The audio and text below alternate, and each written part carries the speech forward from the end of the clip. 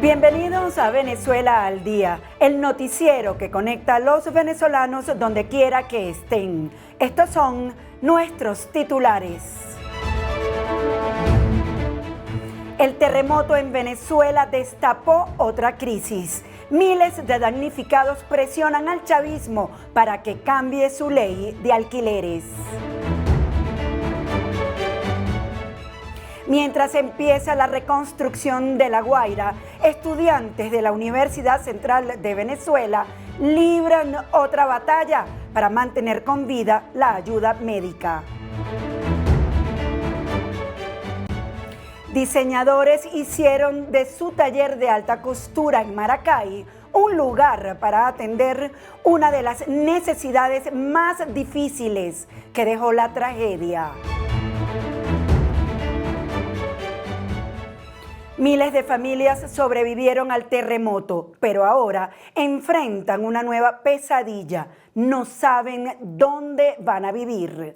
Muchas siguen durmiendo en campamentos transitorios, mientras 16 edificios de la Misión Vivienda quedaron reducidos a escombros. La emergencia reabrió un debate que durante años parecía cerrado. El propio chavismo admite hoy que la ley que prometía proteger a los inquilinos terminó paralizando el mercado de alquileres. Ahora el gobierno busca reactivarlo para enfrentar la crisis habitacional. Pero la propuesta ya despierta dudas, temores y una pregunta que sigue sin respuesta.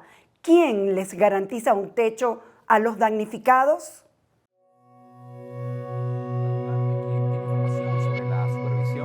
El jefe del Estado Mayor para Campamentos Transitorios, Jorge Rodríguez, en estos lugares.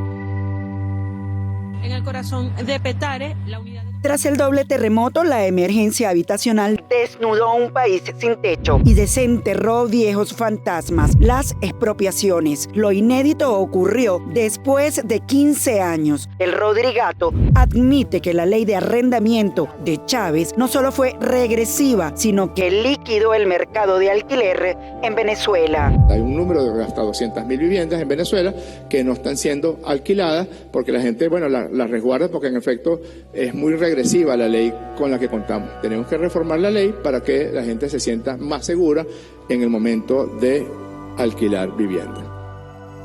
La presidenta creó un fondo.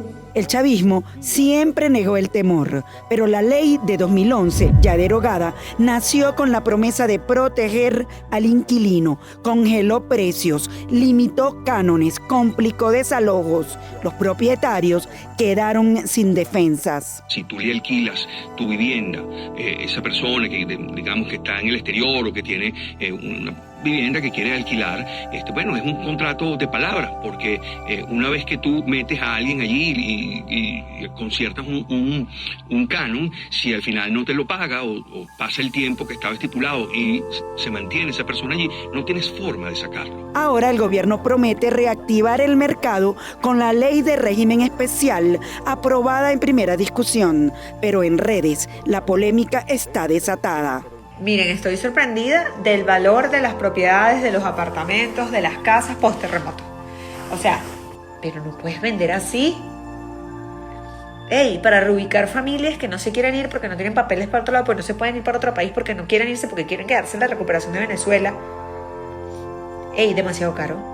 ¿Bastará esta nueva ley para que los propietarios vuelvan a confiar? Ya no hay, tenemos desde hace muchos años paralizados los créditos para la adquisición de vivienda. Las nuevas generaciones les gusta vivir alquilados, tener movilidad, pero lamentablemente no tenemos una política estatal que incentive el alquiler de vivienda. Esa es la realidad. Pero ¿cuáles son las garantías que cambia con la nueva ley? Contratos claros entre propietario e inquilino, canon y plazos libres negociados directamente, garantías de hasta 3 meses para proteger al propietario, conflictos resueltos por mediación y arbitraje, obligaciones definidas para evitar vacíos legales, derechos del inquilino, incluyendo preferencia de compra. Las cifras revelan la magnitud del problema. El terremoto dejó casi 18.000 damnificados. La mayoría vivía en el complejo Hugo Chávez en La Guaira.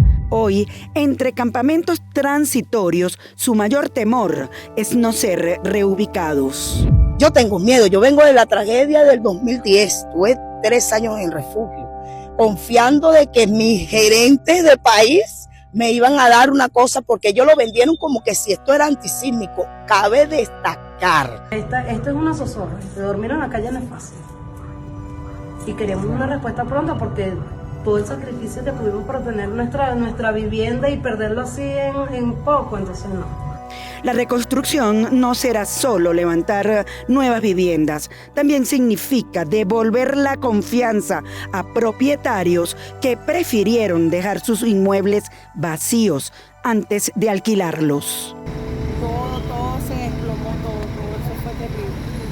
En 2025, los gremios advertían que Venezuela tenía un déficit de más de 2 millones de viviendas y miles de inmuebles cerrados por incertidumbre jurídica. Hoy, en plena reconstrucción, surgen nuevas inquietudes, aparte de la desconfianza. Conversamos con Gustavo Aguirre Luna, experto en urbanismo.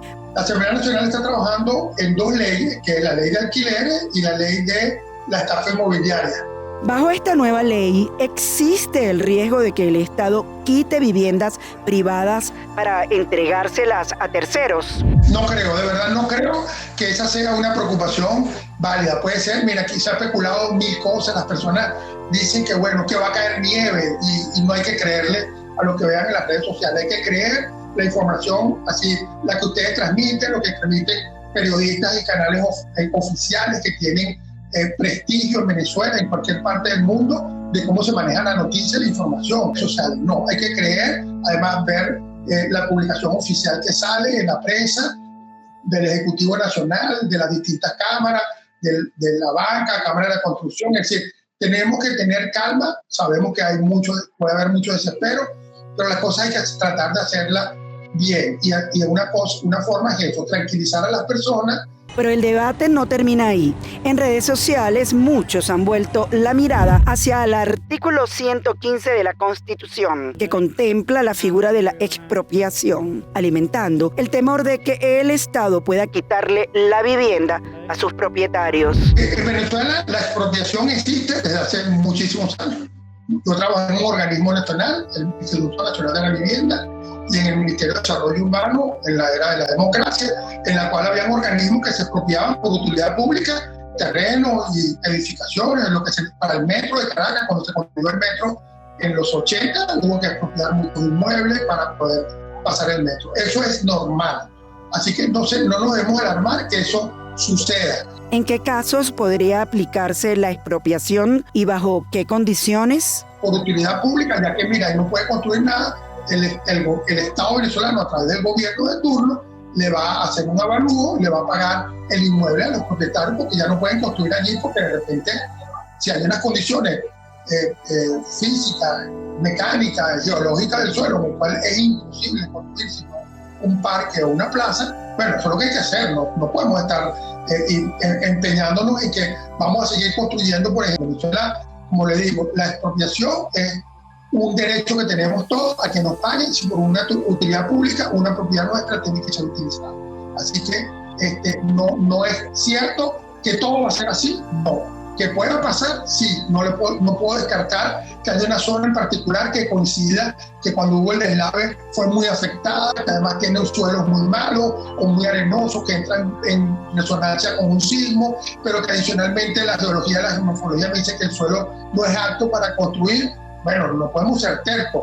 15 años después, el chavismo enterró su propia ley. Ahora promete seguridad jurídica y un nuevo comienzo para el mercado del alquiler. Pero después de años de desconfianza ante el inquilino eterno, no será la ley la que tenga la última palabra, sino la confianza de quienes decidan o no volver a abrir las puertas de sus viviendas. La emergencia por los terremotos también se enfrenta desde las aulas. Patricia Raz, estudiante de cuarto año de medicina de la Universidad Central de Venezuela y coordinadora del Centro de Acopio del Instituto de Medicina Tropical, explica cómo estudiantes de medicina, farmacia y enfermería transformaron la UCB en uno de los principales centros de ayuda médica para los damnificados de La Guaira. Mientras decenas de edificios siguen siendo removidos en La Guaira y los equipos de rescate continúan buscando sobrevivientes entre los escombros, en Caracas otra operación comienza a tomar forma. No ocurre frente a un edificio colapsado, ocurre dentro de la Universidad Central de Venezuela. Aulas, pasillos y laboratorios dejaron de funcionar como espacios académicos para convertirse en uno de los principales centros de acopio de ayuda médica para los damnificados. Allí, decenas de estudiantes decidieron suspender sus clases para asumir otro papel: organizar la respuesta humanitaria. El trabajo no depende únicamente de estudiantes de medicina. La ayuda también involucra a las facultades de farmacia y enfermería. Cada una cumple una función específica. Hablamos con Patricia Raz, coordinadora de toda esta iniciativa. Mientras unos clasifican medicamentos, otros preparan cajas hospitalarias, organizan insumos quirúrgicos y verifican que cada donación pueda ser utilizada de inmediato. Nada llega directamente a La Guaira sin haber pasado antes por un proceso de revisión.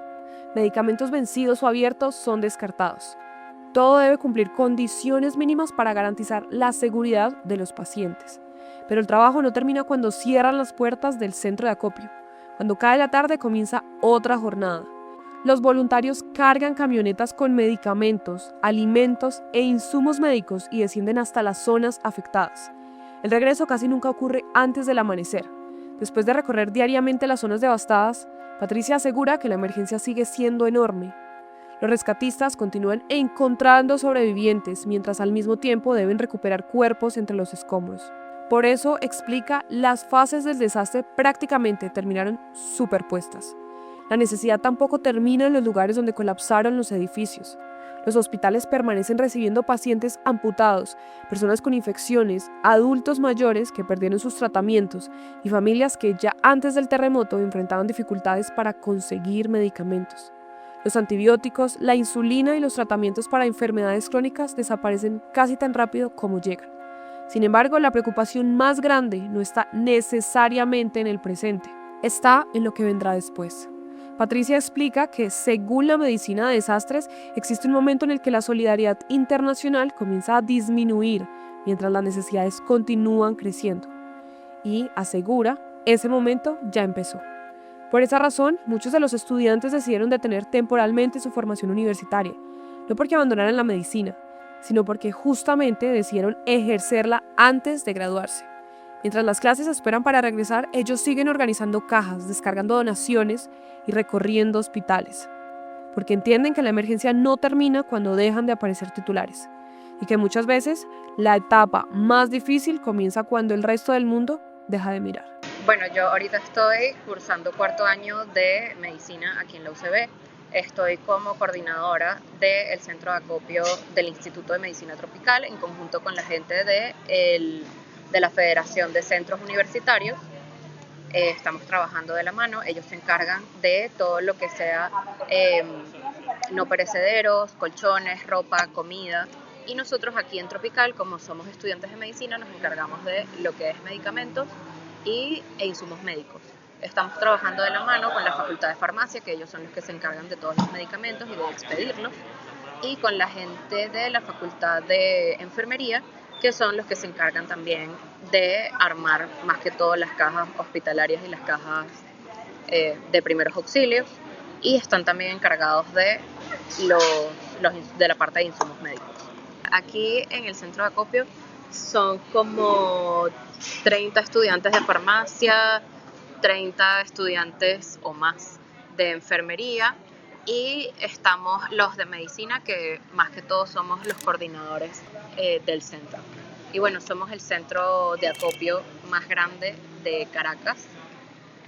Y bueno, estamos trabajando desde el terremoto fue el 24, estamos trabajando desde el 26, porque el 25 nosotros como que nos desplegaron a varios centros de salud para atender a los pacientes que estaban llegando como que más críticos. Bueno, nosotros no estamos recibiendo ni medicamentos abiertos ni medicamentos vencidos. Si tienen 6 meses o más para vencerse, sí los recibimos, pero si tienen menos de 6 meses, menos de 4 meses para vencerse, no los recibimos. Entonces, bueno, nos llegan cajas de medicamentos surtidos y tenemos a la gente de farmacia que se encarga de clasificarlos. Aquí están los muchachos de farmacia, ellos se encargan, una de las profesoras de farmacia se encarga de clasificar como que todos los medicamentos y ponerlos en cajas bien organizadas. De hecho, aquí nosotros tenemos como que las cajas ya organizadas de antigripales, estos son multivitamínicos. Y bueno, los muchachos de farmacia se han encargado de tener todo como que marcado. Analgésicos va de este lado. ¿Dónde está? Aquí. Analgésicos va de un lado, antibióticos del otro. Y bueno, tienen todo como que un mapa de antibióticos y como en qué caja está cada cosa. Y bueno, todo esto es el área de farmacia. Hacia allá atrás, hacia allá atrás, donde están esas puertas, tenemos como que todas las cajas prearmadas, que son las hospitalarias y de primeros auxilios. Y bueno, también las cajas que usamos como para transportar todo. Aquí lo tenemos como que bien ordenado, tenemos papel de camilla. Bueno, aquí están los muchachos armando las cajas, porque nos llegan cajas y cajas. Y bueno, aquí tenemos cajas, todas identificadas, gorros, batas, batas de pacientes, de cirujano, tenemos lencería para los hospitales, tenemos estéril y no estéril, porque también las mandamos para gente que tiene que ser operada. Por aquí está todo lo que es para fluidoterapia, sueroterapia, sacar sangre, colocar vías y todo eso. Tenemos los catéteres tipo mariposas, llaves de 3 vías. Bueno, aquí están los muchachos de la parte de insumos médicos. Pedro es el encargado de insumos médicos. Y bueno, aquí de este lado está, bueno, todo lo que es curitas para primeros auxilios, vendajes, gasas, guata, yeso, guantes, porque también, o sea, en realidad estamos recibiendo de todo un poquito, porque, bueno, la situación país lo amerita. Cepillos quirúrgicos también, algodón. También, bueno, nos donaron una cama clínica, nos han donado también colchones antiescaras. Y bueno, tenemos todo lo que es muletas, silla de ruedas. Bueno, lo mejor es que vengan directamente para acá. Nosotros trabajamos de 9 de la mañana a 4 de la tarde y como a las 5 de la tarde hay voluntarios aquí que bajan a La Guaira a entregar los insumos directamente de parte de nosotros. Bajamos a partir de las 5 de la tarde, nos regresamos cuando ya los camiones o las camionetas que llevamos no se nos acaban los insumos. Entregamos insumos, entregamos comida, prestamos atención médica y usualmente volvemos más o menos como a las 3 de la mañana. Nosotros casi que 24/7 realmente, o sea, aquí tenemos voluntarios que bajan un día sí, un día no, o todos los días. Luego de cerrar aquí el centro de acopio, nosotros montamos y cargamos camionetas para poder bajar a La Guaira y hasta que no se nos acaban los insumos que nos llevamos para ese día, no nos regresamos. Usualmente regresamos como a las 3, 4 de la mañana y por eso es que empezamos un poco tarde, empezamos a partir de las 8 o 9 para poder dormir un ratico y seguimos aquí en el centro de acopio. Bueno, es muy tétrico, de verdad. La Guaira ya no es lo que era antes, no sabemos si vuelve a ser lo que era antes. Este, pero hay gente ayudando, es muy bonito ver cómo la gente y como que el mismo pueblo venezolano se puso la 10, como digo yo, para trabajar y para poder ayudar a su misma gente, al pueblo venezolano. En cuanto a la salubridad, es complicado. Es complicado porque los olores han disminuido, sí, pero sigue estando muy marcado el olor fétido en La Guaira. Hay muchas moscas, muchos zancudos. Este, el sol tampoco ayuda mucho y bueno, es complicado, de verdad que yo estoy acostumbrada a bajar de noche porque claro, salgo de aquí del centro de acopio y salimos para La Guaira tarde noche. De día, como yo estoy aquí, no te puedo decir, pero por lo que he visto, por lo que me han contado, de verdad que es otra cosa. O sea, la gente ya está agotada. Y menos mal que hemos tenido muchísima ayuda de otros países. De hecho, hoy hay reunión con una de las delegaciones colombianas que nos han traído constantemente insumos y de verdad que los agradecemos muchísimo. Y han estado súper pendientes de ayudar, súper pendientes de qué es lo que necesitamos aquí. Y bueno, nada, tengo gente en todos lados trabajando como traductores, trabajando como enfermeros, trabajando como estudiantes de medicina. Y bueno, seguimos, seguimos luchando por sacar hasta la última persona que quede viva. Este, ahorita se supone que deberíamos estar en la fase 2, que ya es la recuperación de los fallecidos, pero gracias a Dios todavía seguimos sacando gente viva de los escombros y se nos juntó la fase 1 con la fase 2. Entonces, es una emergencia tanto sanitaria por el tema de los fallecidos como de rescate de la gente que todavía está viva. Entonces los hospitales no se dan abasto. De verdad que es complicado porque es atender a los que todavía salen vivos de los escombros y que están golpeados, atender y como canalizar todo el tema de los fallecidos y bueno, también en los hospitales toda la gente que ya fue rescatada y que tiene comorbilidades. O sea, por ejemplo, lo que más sale aquí en el centro de acopio son los medicamentos para la tensión, antihipertensivos, medicamentos para la diabetes, la insulina, gente que, bueno, que obviamente también está pasando por procesos de depresión, ansiedad, también salen estos medicamentos. Personas que fueron amputadas, los antibióticos han llegado, pero así como llegan han salido.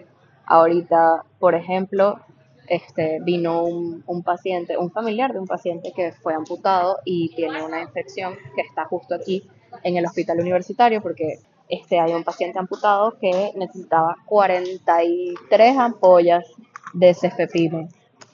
Nada más le pudimos dar 4 porque así como llegan, salen los antibióticos, salen los antihipertensivos, sale la insulina y tenemos también como que esa necesidad de ayudar no solo a la gente que fue afectada por los terremotos, sino también a la población que venía afectada de muchísimo antes, o sea, de una crisis sanitaria, de falta de medicamentos y de falta de insumos desde hace mucho tiempo.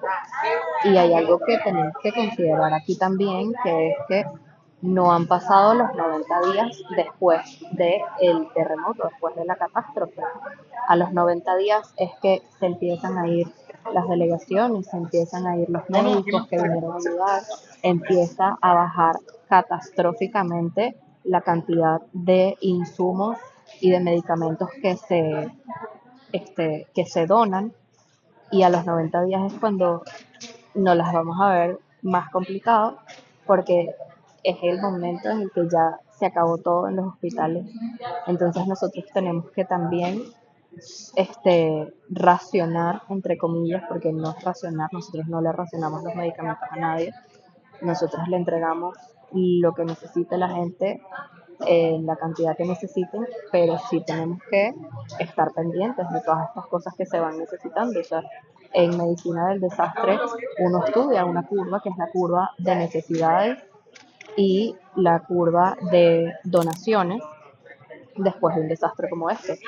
Y está estudiado que después de los 90 días las donaciones bajan. Y de hecho estamos en la semana 3 después del terremoto y las donaciones han bajado considerablemente, por lo menos en un 50-70%. Entonces es preocupante para nosotros.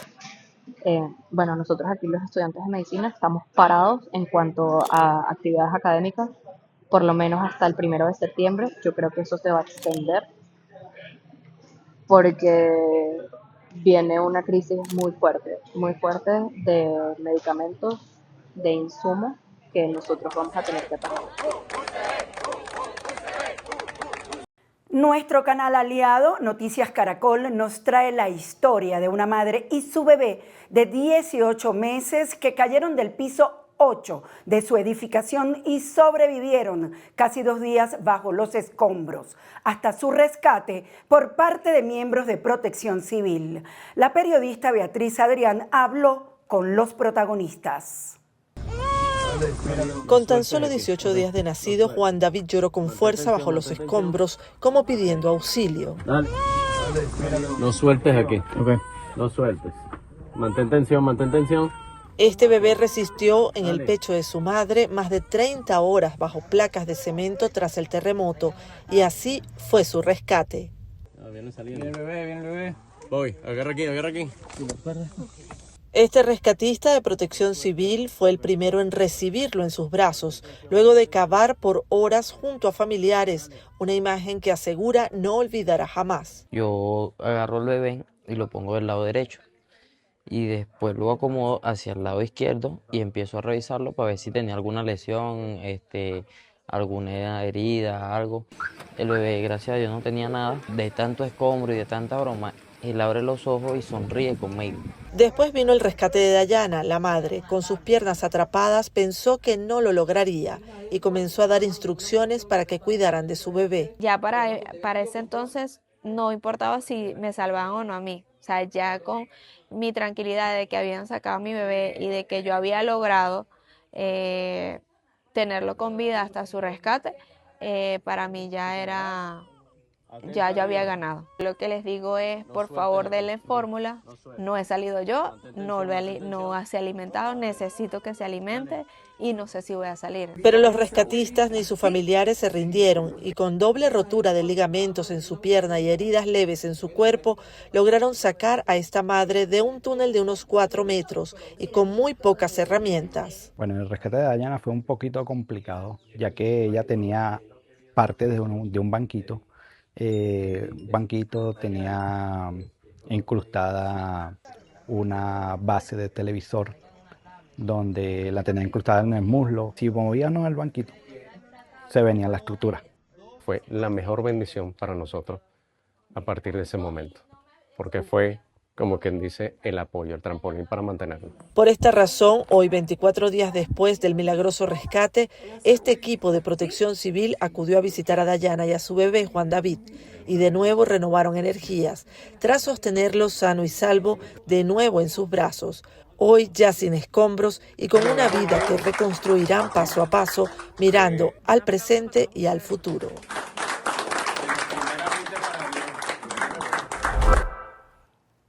Y es que esta catástrofe ha despertado diferentes muestras de solidaridad.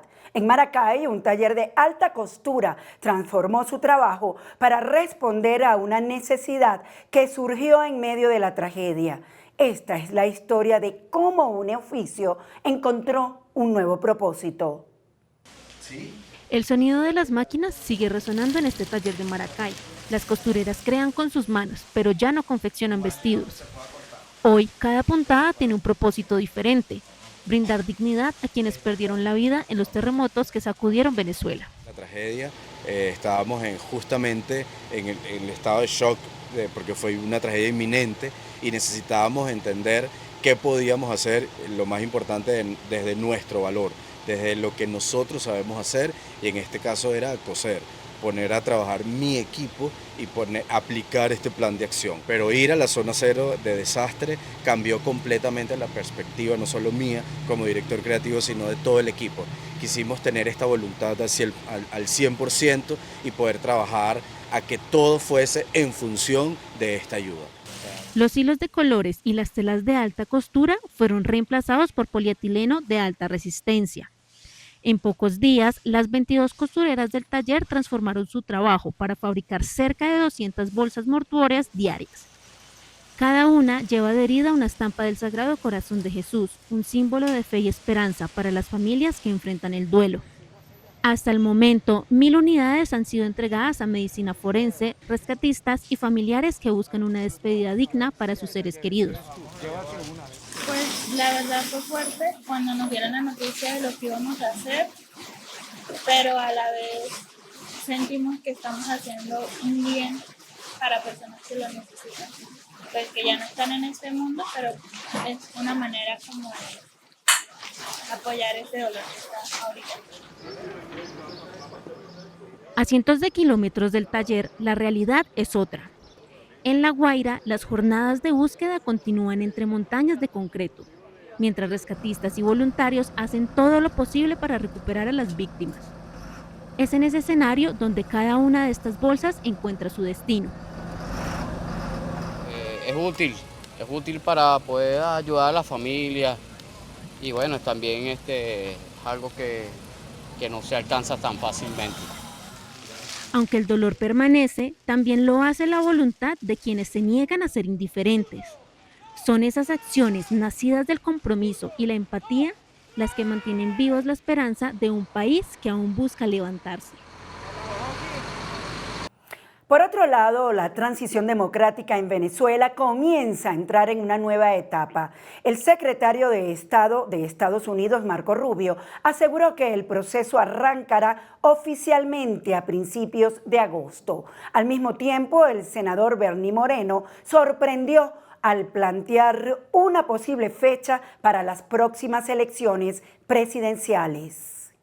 La transición política en Venezuela comienza a tomar forma, al menos desde el discurso de dos de las voces más influyentes de Estados Unidos sobre la crisis venezolana. El secretario de Estado, Marco Rubio, anunció que el 1 de agosto comenzará formalmente el proceso de transición democrática en el país tras el acuerdo alcanzado entre representantes de la Asamblea Nacional elegida en 2015 y el gobierno interino para instalar una mesa de diálogo y reconciliación. Según Rubio, ese proceso buscará fortalecer las instituciones, avanzar en la renovación del sistema electoral y crear las condiciones para la celebración de elecciones democráticas.